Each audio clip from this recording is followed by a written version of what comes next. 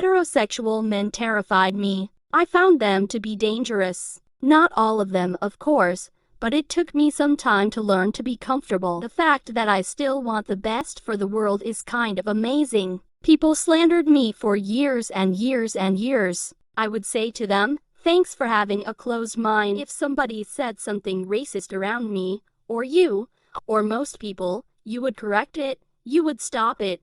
But when they say things about women, so frequently, no one says anything. That has to change. With fame, all of a sudden you're seeing yourself through the eyes of a world of men, and that's, look, it's very weird to have part and parcel of a job to feel like you're a lure for men to come into the theater. Some people do have a very innate sexuality to them. I may or may not have it, but it makes people see you in a certain light that has nothing to do with me. There are some movies that I absolutely hate, but someone else loves. People love things for different reasons. I love the absurd kind of absurdist comedy, absurd things in life. I came out of the womb waving red lipstick. Why should I downplay myself to make someone else more comfortable? The awesome thing about being an artist, you can't be fired from your own mind. I like strong women who don't go down without a fight. I like iconic roles. They don't come around very often, so I have to wait for them.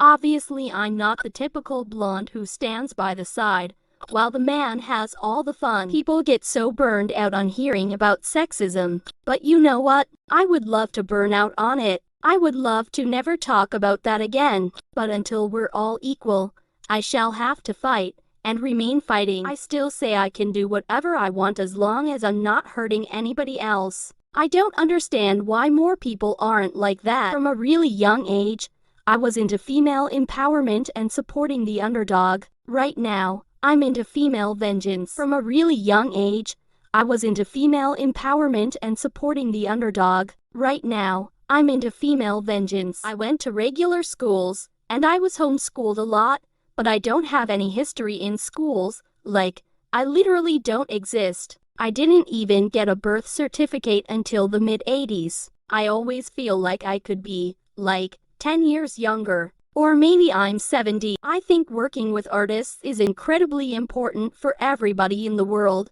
but also, it is a way of seeing the world differently. It wasn't that I was shy to go out with him.